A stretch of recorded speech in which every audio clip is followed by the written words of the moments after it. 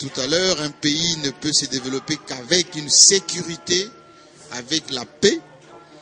Et c'est lui qui est aux côtés de la RDC pour cette paix. Effectivement, c'est la communauté internationale.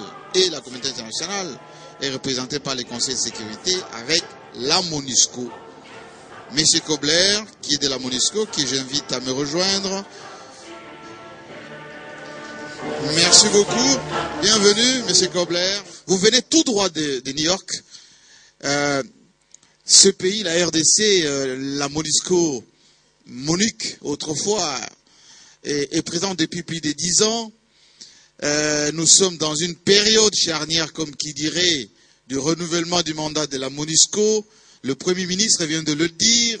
Il y a eu beaucoup de défis, beaucoup de groupes armés ont été défaits, y compris le M23. En ce moment, c'est l'FDLR. La MONUSCO souhaiterait le renouvellement de ce mandat. Alors, question plus directe, quel est pour vous aujourd'hui l'état de la sécurité, de la paix en RDC? Quelles sont les avancées de votre point de vue?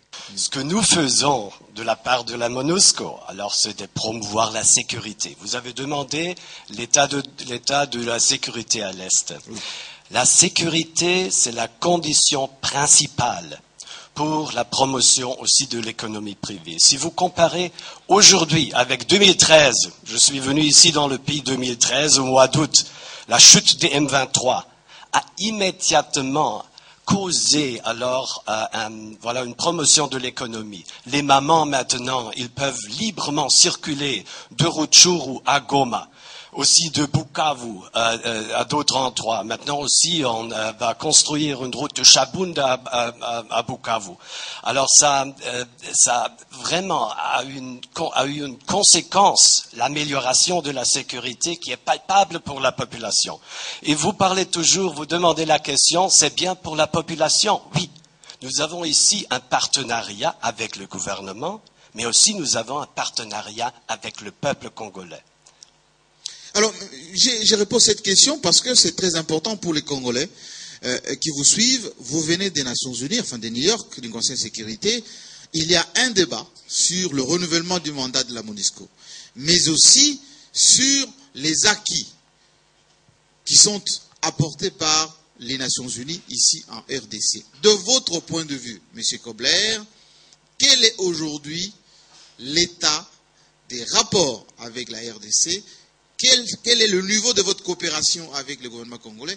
Quel est votre souhait, enfin, en tant que le représentant du secrétaire général des Nations Unies, pour que les choses avancent? Voilà, on a beaucoup de défis, en particulier encore à l'Est avec la sécurité. Et il faut renouveler le partenariat avec le gouvernement. Vous avez parlé du renouvellement du mandat du Conseil de sécurité. Je viens justement de New York pour des discussions avec les membres du Conseil de sécurité. Et alors, c'est pas un secret que maintenant, alors les relations entre la MONUSCO et le gouvernement sont un peu, voilà, tendues. Et il faut vraiment reprendre ce dialogue structuré avec le gouvernement. C'est ce que je fais dès aujourd'hui avec le ministre Tshibanda, après cette émission ici, de vraiment renouveler notre partenariat. La MONUSCO-MONUC est ici maintenant très très longtemps, 15 ans. Et je comprends le gouvernement. Et je comprends aussi le Conseil de sécurité de dire c'est maintenant aussi le temps aussi de lancer une stratégie de départ, une exit strategy. On ne peut pas rester ici pour toujours. On ne peut pas pérenniser ici. Mais ce qui est très important, de ne pas quitter le pays trop vite, parce que la sécurité, on a des défis de sécurité à l'Est, le problème des ADF n'est pas encore résolu.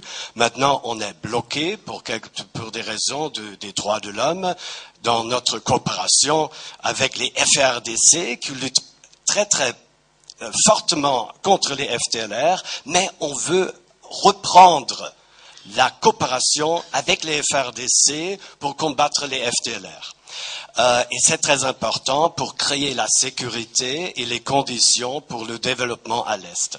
Dernière question, est-ce que la MONUSCO et les Nations Unies ont la ferme volonté d'en finir avec les FDLR, ou bien c'est un prétexte de votre présence ici pour que ça continue? Alors, le combat contre les groupes armés, ça fait une partie de notre mandat. Mais les bons offices, la bonne gouvernance, la coopération avec le gouvernement, la coopération électorale aussi avec la CENI, aussi la coopération avec les FRDC ici sur un niveau stratégique. Nous avons la volonté, la ferme volonté de combattre les FDLR, mais les droits de l'homme, le respect des droits de l'homme, la lutte contre la corruption et la bonne gouvernance ici, dans tout le pays, c'est aussi une précondition. Alors, une partie de notre mandat, c'est le combat contre les groupes armés. L'autre partie du mandat, c'est de vous assister, d'assister le gouvernement et le peuple congolais, de faire les élections paisibles, afin de n'avoir pas des manifestations comme c'était le cas au mois de janvier. C'est aussi pas tellement bien pour les investissements privés, mais aussi de respecter les droits de l'homme. C'est très important. Je suis très très confiant parce que je sais du président lui-même qu'il a aussi l'intention alors de respecter les droits de l'homme. Et je crois nous allons avoir un accord avec le gouvernement de respecter le droit de l'homme et de continuer notre coopération parce que le peuple à l'Est en particulier, c'est le peuple qui compte. Ils veulent avoir que la MONUSCO combatte avec les FRDC. Nous avons des moyens, une valeur ajoutée technique, du renseignement, les hélicoptères attaques, mais aussi les FRDC. Les opérations sont menées par les FRDC, soutenues par la MONUSCO. Ils ont aussi les soldats, ils connaissent la langue, ils connaissent la région. Alors, les FRDC ont leur valeur ajoutée, nous avons notre valeur ajoutée. Il faut combiner, il faut reprendre la coopération. On va m'en vouloir si je vous pose pas cette question. Que dites-vous de l'impression que la population congolaise a de la MONUSCO, qu'elle n'a pas la volonté d'en finir avec les fausses armées, enfin les forces négatives surtout, qu'elle ne fait pas la pression sur les Rwandais et les autres signataires de l'accord cadre d'Addis Abeba, comme vous le faites ici en RDC, et que finalement, les fonctionnaires des Nations Unies, et représentés ici par la MONUSCO, ne sont là que pour, allez, on vous a dit du tourisme, que le travail concret pour en finir avec la crise, l'instabilité, pour permettre au Congo de se développer. Oui, je comprends ces arguments et c'était aussi un argument, Monsieur le Premier ministre, que je suis venu ici il y a 2 ans. Le Premier ministre m'a dit, alors vous devez vraiment faire un better job, alors vous devez travailler mieux parce que vous faites du tourisme ici dans le pays. Hein. On y a travaillé et je crois l'image de la MONUSCO maintenant aussi au sein de la population à l'Est, ça a changé.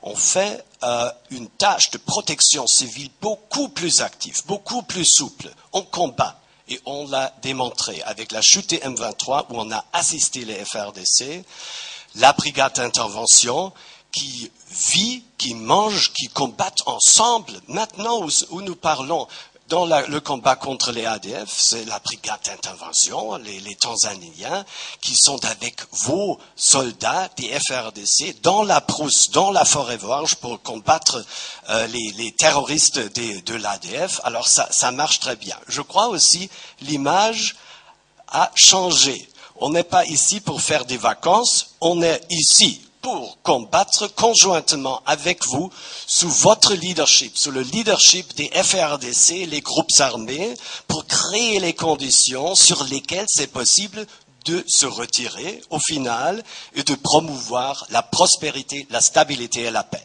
Merci beaucoup, M. Kobler, et j'espère que la MONUSCO va réduire sa présence pour permettre à la RDC d'être souveraine et surtout de continuer sa marche vers l'émergence. Maintenant, c'est les formes